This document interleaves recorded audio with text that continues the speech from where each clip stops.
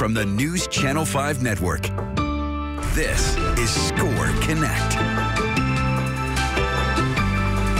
Hi, and welcome to Score Connect. I'm Anna-Vija, your host, and I'm happy to be bringing to you today Cedric Williams as our guest.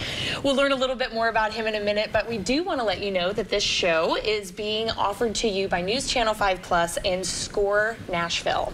Score is a national organization of volunteer mentors available to you to help you grow your small business or to help get you started as an entrepreneur. Whatever connections, resources, and help and mentorship that you might need, Score is available to help you.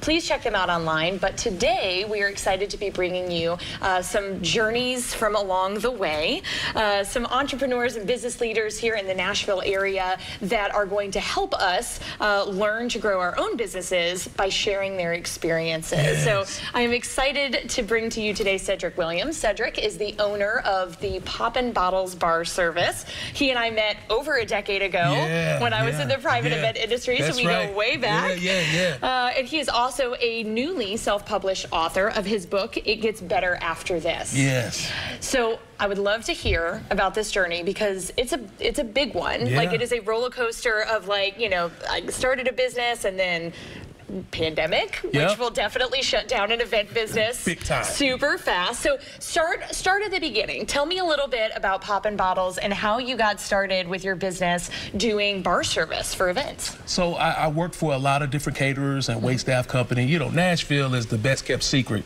when it comes to hospitality and hosting bar and beverage service, or just food and beverage, period. It's a foodie town. We have a lot of good food here. Man, I mean, and then you have not just at Hattie B's, although delicious, there are a lot of other places. But then you have a lot of specialty cocktail places. You know, and so, but more what I do is on the private end, and so I was serving, you know, for various events such as TJ Martell and the Swan Ball and Steeplechase, and I was a suite attendant for the Titan Stadium for 6 years. And so, you know, and then I had, you know, various jobs, but then I wanted to get into the hospitality more on the entrepreneur side, to do on the private party side. Yourself. And then I was doing such a good job with clientele that they asked me, hey, do you do stuff privately? And I'm like, I never thought of that. And so I had a client ask me one time to host something at his house. And so I started building from there and started the company in 2011.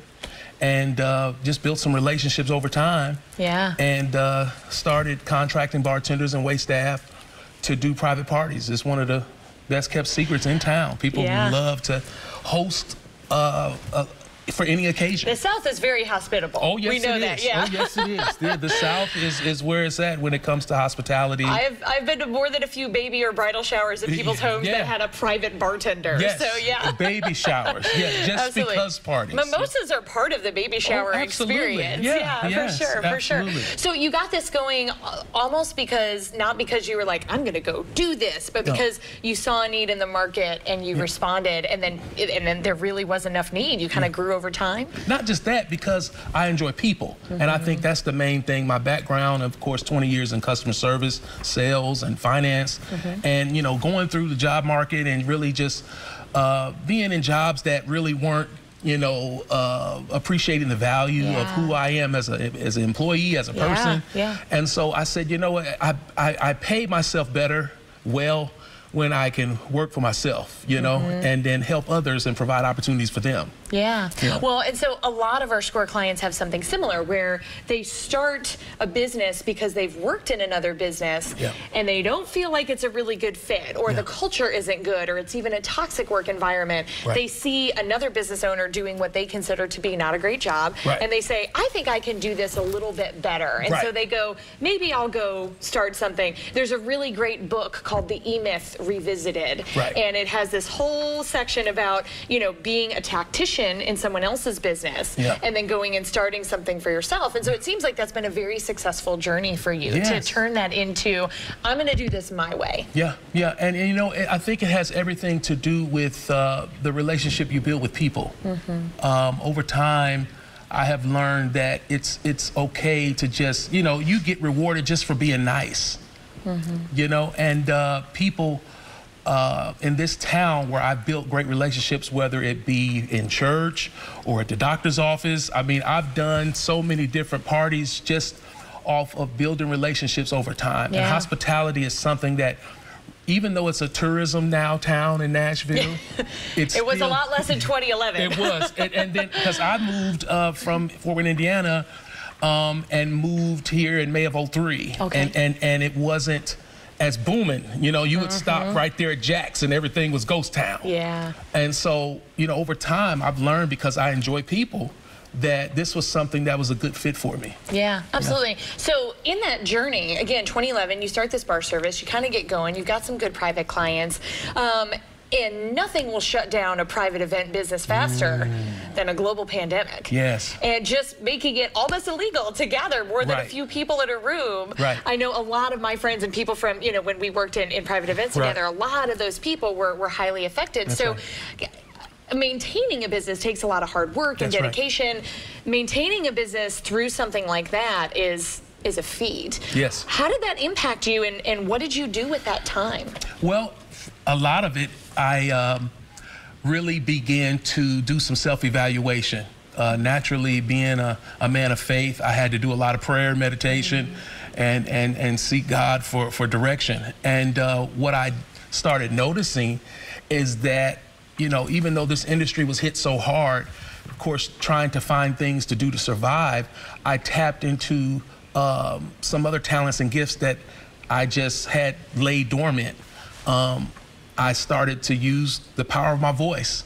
Naturally, being a singer and a songwriter. You sing too? Yes, I do. I did not know that. Yeah. I did not know that you were also a singer. I love when we bring people on and I'm like, here are the 17 things that they do. And they're like, here are the other 5 things. Like, it's always a surprise of new information. Yeah. I feel like a lot of entrepreneurs are like that, though. We got a lot going on. And, you know, and I think that's imperative when it comes to entrepreneurship, that it's not just focusing on one thing. You know, entrepreneurship, you have to be aware of so many different things that can bring you multiple streams of income. And what I had to do was pivot and look at, okay, your voice, you know, you sing. And so I can remember for a college theological school, they were doing everything virtual. And they asked me to put together some video content for their worship service. And I ended up doing stuff like that. I started to do virtual things as far as music recordings. And then I started to do some therapeutic journaling. And the best friend of mine said, man, let me hear a little bit of it. And so when he acknowledged it, he said, man, this is a book.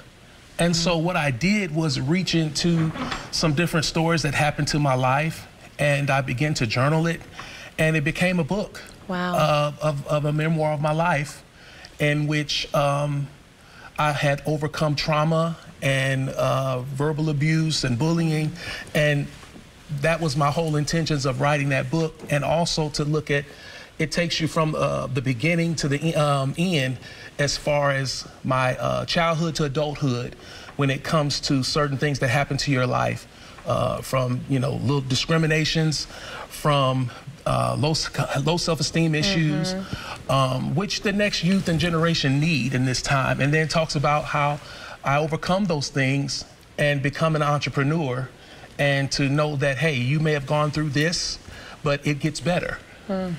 Which is an important message. That's one of those, like, if you could go back and talk to yourself at a younger age, what would you say? And it gets better is a pretty good message to share. Absolutely. It does get better after this. You've been through a whole lot of things. We all go through troubles. One thing my mother-in-law always tell me we're not exempt from is problems, taxes, and death. But at the same time, it's really the in-between. How do we get through the journey? And a lot of it has been my faith, and which is my foundation. I thank God for my mom and dad, who really have been there to give me that foundation and who I am. And I think that's what carried me even through those rough times when I was, you know, insecure. You know, because now we have the FOMO generation, the fear of missing out. And even as adults, you know, we look inside ourselves and think, okay, you know, we're always eager to do better. But in between time, we have to celebrate the small successes before the big successes. Which is really important. I want to hear more about that. Yes. I would love to hear a little bit more about FOMO, because I think, speaking of fear of missing out, we're going to go to a commercial break for just a moment and come back. Don't miss out. Come right back.